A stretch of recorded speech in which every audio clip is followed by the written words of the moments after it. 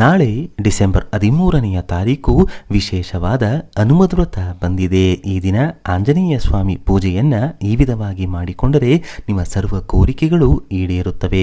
ವರ್ಷ ಪೂರ್ತಿ ಹನುಮಂತನ ರಕ್ಷಣೆಯಿಂದ ಮಾಟಮಂತ್ರ, ದುಷ್ಟಶಕ್ತಿಗಳ ಕಾಟ, ಶತ್ರು ಕಾಟಗಳ ಶಕ್ತಿ ನಡೆಯೋದಿಲ್ಲ. ಹಣಕಾಸು, ಉದ್ಯೋಗ, ವಿದ್ಯೆ ಸರ್ವ ರಂಗದಲ್ಲೂ ಯಶಸ್ಸು ಕಾಣಲು ಈ ದಿನ ಪಾಲಿಸಬೇಕಾದಂತಹ ನಿಯಮಗಳು ಯಾವುದು, ಈ ವ್ರತದ ಕಥೆ ಏನು ಅಂತ ಇವತ್ತಿನ ಈ ವಿಡಿಯೋದಲ್ಲಿ ಸಂಪೂರ್ಣವಾಗಿ ತಿಳಿಸಿಕೊಡ್ತೀವಿ. ಬನ್ನಿ. ಮಾರ್ಗಶಿರ ಮಾಸದ ಶುಕ್ಲ ಪಕ್ಷದಲ್ಲಿ ಬರುವ ತ್ರಯೋದಶಿ ತಿಥಿಯಂದು ಹನುಮದ್ ವ್ರತ ಆಚರಿಸಬೇಕೆಂದು ನಿರ್ಣಯ ಸಿಂಧು ಹಾಗೂ ಧರ್ಮಸಿಂಧು ಎಂಬ ಗ್ರಂಥಗಳಲ್ಲಿ ತಿಳಿಸಿಕೊಟ್ಟಿದ್ದಾರೆ. ಭವಿಷ್ಯೋತ್ತರ ಪುರಾಣದಲ್ಲೂ ಈ ವ್ರತದ ಬಗ್ಗೆ ವಿಶೇಷ ಉಲ್ಲೇಖವಿದೆ. ಒಮ್ಮೆ ಪಾಂಡವರು ಕೌರವರ ದುರಾಸೆ ಮತ್ತು ವಂಚನೆಗಳಿಂದ 12 ವರ್ಷಗಳ ವನವಾಸ ನಿಮಿತ್ತ ದ್ವೈತ್ಯವನದಲ್ಲಿದ್ದಾಗ ಅಲ್ಲಿ ವೇದವ್ಯಾಸರು ಬರುತ್ತಾರೆ. ಬಂದ ದೇವಶ್ರೇಷ್ಠನನ್ನು ಧರ್ಮರಾಜನು ವಿಶೇಷವಾಗಿ ಸತ್ಕರಿಸಿ ಪೂಜಿಸುತ್ತಾನೆ. ಪಾಂಡವರ ಯೋಗಕ್ಷೇಮ ವಿಚಾರಿಸಿದಂತಹ ವೇದವ್ಯಾಸರು ಅವರಿಗೆ ಹಲವು ಉತ್ತಮ ಉಪದೇಶವನ್ನು ನೀಡಿ ಹೇಳುತ್ತಾರೆ, ನಿಮಗೆ ಒಂದು ವಿಶೇಷ ವ್ರತವನ್ನ ತಿಳಿಸಿಕೊಡ್ತೇನೆ. ಅದು ಹನುಮದ್ ವ್ರತ ಎಂಬ ಬಹಳ ಶ್ರೇಷ್ಠವೂ ಫಲದಾಯಕವೂ ಆದ ವ್ರತವಾಗಿದೆ. ಅದರ ಆಚರಣೆಯಿಂದ ನಿಮ್ಮ ಕಷ್ಟಗಳೆಲ್ಲ ಪರಿಹಾರವಾಗಿ ನಷ್ಟವಾದ ರಾಜ್ಯಗಳು ಪುನರ್ ಪ್ರಾಪ್ತಿಯಾಗುತ್ತದೆ ಎಂದು ತಿಳಿಸಿಕೊಡ್ತಾರೆ. ಆಗ ಧರ್ಮರಾಜನು ಈ ವಿಧವಾಗಿ ಪ್ರಶ್ನೆ ಕೇಳ್ತಾನೆ, ಈ ವ್ರತ ಯಾವುದು, ಇದರ ಆಚರಣೆ ಹೇಗೆ, ಯಾರು ದೇವತೆ, ಹಿಂದೆ ಯಾರು ಯಾರು ಈ ವ್ರತವನ್ನ ಮಾಡಿ ಉದ್ಧಾರವಾಗಿದ್ದಾರೆ ಎನ್ನುತ್ತಾನೆ. ಆಗ ವೇದವ್ಯಾಸರು ಈ ವ್ರತದ ಹೆಸರು ಹನುಮದ್ ವ್ರತ. ಇದನ್ನು ಮಾರ್ಗಶಿರ ಶುದ್ಧ ತ್ರಯೋದಶಿ ದಿನ ಆಚರಿಸಬೇಕು. ಇದರ ದೇವತೆ ವಾಯುವಿನ ಅವತಾರವಾದಂತಹ ಹನುಮಂತ ದೇವರು. ಭಕ್ತಿ ಶ್ರದ್ಧೆಯಿಂದ ಹನುಮಂತ ದೇವರನ್ನು ಉಪಾಸನೆ ಮಾಡಬೇಕು. ಹಿಂದೆ ಈ ವ್ರತವನ್ನು ಶ್ರೀರಾಮಚಂದ್ರನೇ ಮಾಡಿ ತನ್ನ ಭಕ್ತನ ಅನುಗ್ರಹಿಸಿದ್ದ ಎಂದು ತಿಳಿಸಿಕೊಡ್ತಾರೆ. ಹಿಂದೆ ಶ್ರೀರಾಮಚಂದ್ರನು ಹನುಮಂತನಿಗೆ ಅನುಗ್ರಹಿಸಲು ಹನುಮನ ಪ್ರಾರ್ಥನೆಯಂತೆ ಮಾಡಿದನು. ದ್ರೌಪದಾದೇವಿ ಮಾಡಿದ್ದಳು. ಸುಗ್ರೀವ ತನ್ನ ಇಷ್ಟಾರ್ಥ ಸಿದ್ಧಿಗಾಗಿ ಮಾಡಿದ್ದನು. ವಿಭೀಷಣನು ಈ ವ್ರತವನ್ನ ಮಾಡಿ ಲಂಕಾಧಿಪತಿಯಾದನು.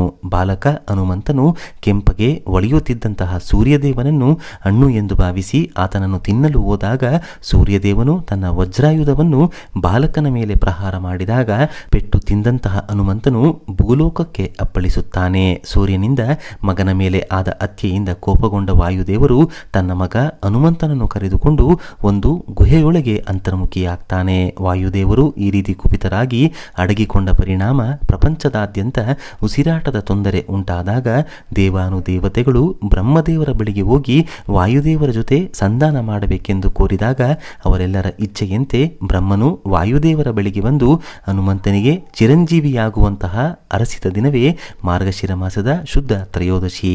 ಹಾಗಾಗಿ ಅಂದು ಹನುಮದ್ ವ್ರತವನ್ನು ಆಚರಿಸಿದವರಿಗೆ ಸಕಲ ಅಭಿಷ್ಟವೂ ಲಭ್ಯವಾಗುವುದು ಎಂಬ ವರವನ್ನ ಕೊಡುತ್ತಾರೆ. ಅಂದಿನಿಂದ ಎಲ್ಲರೂ ತಮ್ಮ ಇಚ್ಛೆಯಂತೆ ಸಾದರಪಡಿಸಿಕೊಳ್ಳಲು ಹನುಮದ್ ವ್ರತವನ್ನು ಶ್ರದ್ಧಾ ಭಕ್ತಿಯಿಂದ ಆಚರಿಸಿಕೊಂಡು ಬರುತ್ತಿದ್ದಾರೆ.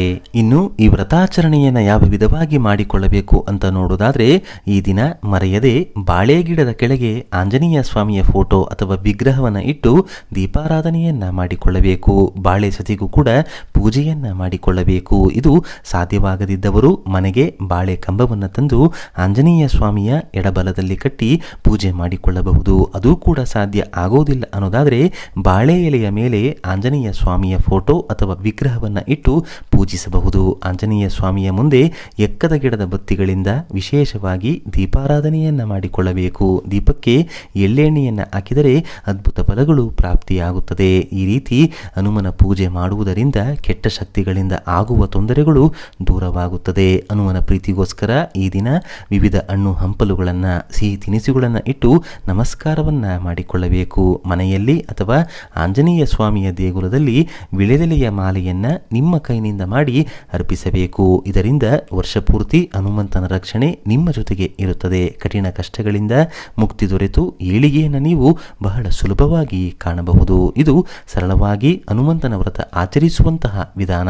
ಆದರೆ ಶಾಸ್ತ್ರದ ಪ್ರಕಾರವಾಗಿ ನೋಡೋದಾದ್ರೆ ಈ ದಿನ ಆಂಜನೇಯ ಸ್ವಾಮಿಯ ಪೂಜೆಯಲ್ಲಿ 13 ಗಂಟುಗಳು ಇರುವಂತಹ ಅರಿಶಿಣ ಬಣ್ಣದ ದಾರವನ್ನ ದೇವರ ಮುಂದೆ ಇರಿಸಿ ಅದರಲ್ಲಿ ಹನುಮಂತ ದೇವರನ್ನು ಆವಾಹಿಸಿ ಷೋಡಪೋಚಾರ ಪೂಜೆಯನ್ನ ಮಾಡಿ ಧೂಪದೀಪ ನೈವೇದ್ಯವನ್ನ ಅರ್ಪಿಸಬೇಕು. ಇಂದು ವಿಶೇಷವಾಗಿ ಪೂಜೆ ಮಾಡಿಸುವಂತಹ ಆಚಾರ್ಯರಿಗೆ ಅಥವಾ ಪಂಡಿತರಿಗೆ ಗೋಧಿಯನ್ನು ದಾನವಾಗಿ ನೀಡಬೇಕು. ಪೂಜೆ ಮುಗಿದ ನಂತರ 13 ಗಂಟುಗಳು ಇರುವಂತಹ ಹಳದಿ ಬಣ್ಣದ ದಾರವನ್ನು ಕೈಗೆ ಕಟ್ಟಿಕೊಳ್ಳಬೇಕು. ಈ ವ್ರತವನ್ನು ಒಮ್ಮೆ ಆರಂಭ ಮಾಡಿದರೆ 13 ವರ್ಷಗಳ ಪರ್ಯಂತ ಮಾಡಿ ನಂತರ ಉದ್ಯಾಪನೆಯನ್ನ ಮಾಡಬೇಕು. ಈ ವ್ರತವನ್ನು ಶ್ರದ್ಧೆಯಿಂದ ಮಾಡುವುದರಿಂದ ಸಕಲ ಇಷ್ಟಾರ್ಥಗಳು ಶೀಘ್ರವಾಗಿ ನೆರವೇರುತ್ತದೆ, ಕಷ್ಟಗಳು ಸುಲಭವಾಗಿ ಕರಗಿ ಹೋಗುತ್ತದೆ. ಹನುಮದ್ ವ್ರತವನ್ನು ಮಾರ್ಗಶಿರ ಶುದ್ಧ ತ್ರಯೋದಶಿ ಎಂದು ಆಚರಿಸಲಾಗುತ್ತೆ. ಆದರೆ ಕೆಲವರು ತಿಳುವಳಿಕೆ ಇಲ್ಲದೆ ಈ ದಿನವನ್ನ ಹನುಮ ಜಯಂತಿ ಎಂದು ಕರೆಯುತ್ತಾರೆ. ಇದು ತಪ್ಪು. ಹನುಮ ಜಯಂತಿಯ ಆಚರಣೆಯು ಚೈತ್ರ ಶುದ್ಧ ಹುಣ್ಣಿಮೆ ಎಂದು ಹನುಮಂತ ಅವತರಿಸಿದ ದಿನವಾದರೆ ಮಾರ್ಗಶಿರ ಶುದ್ಧ ತ್ರಯೋದಶಿ ಎಂದು ಹನುಮದ್ ವ್ರತವನ್ನು ಬ್ರಹ್ಮದೇವರ ಆದೇಶದಂತೆ ದೇವತೆಗಳು ಆಚರಿಸಿ ಪ್ರಖ್ಯಾತಗೊಳಿಸಿದ್ದಾರೆ. ಈ ದಿನ ಹನುಮಾನ್ ಚಾಲೀಸವನ್ನ ಕೇಳಿ ಶ್ರೀರಾಮ ಜಯ ಜಯ ರಾಮ ಎಂದು ಸಾಧ್ಯವಾದಷ್ಟು ಬಾರಿ ಹೇಳಿಕೊಳ್ಳುತ್ತಾ ಶ್ರೀರಾಮ, ಆಂಜನೇಯ ಹಾಗೂ ಸೀತಾಮಾತೆಯನ್ನ ಸ್ಮರಿಸಿಕೊಳ್ಳಿ. ಈ ದಿನ ಹನುಮದ್ ವ್ರತದ ಕಥೆಯನ್ನ ಕೇಳಿದರೂ ಕೂಡ ವಿಶೇಷ ಫಲಗಳು ಪ್ರಾಪ್ತಿಯಾಗುತ್ತದೆ. ಹನುಮದ್ ವ್ರತದ ಬಗೆಗಿನ ಈ ಮಾಹಿತಿ ನಿಮಗೆ ಇಷ್ಟವಾದರೆ ಜೈ ಶ್ರೀರಾಮ ಜೈ ಶ್ರೀ ಹನುಮ ಅಂತ ಬರೆದು ಈ ವಿಡಿಯೋನ ಪ್ರತಿಯೊಬ್ಬರಿಗೂ ಕೂಡ ಶೇರ್ ಮಾಡಿ. ಮುಂದಿನ ಬಾರಿ ಮತ್ತೊಂದು ವಿಶೇಷ ದೈವ ಮಾಹಿತಿಯೊಂದಿಗೆ ನಮ್ಮ ದೇಗುಲ ದರ್ಶನ ಕರ್ನಾಟಕ ಚಾನಲ್ ಮೂಲಕ ಭೇಟಿಯಾಗೋಣ. ಧನ್ಯವಾದ ಸ್ನೇಹಿತರೆ.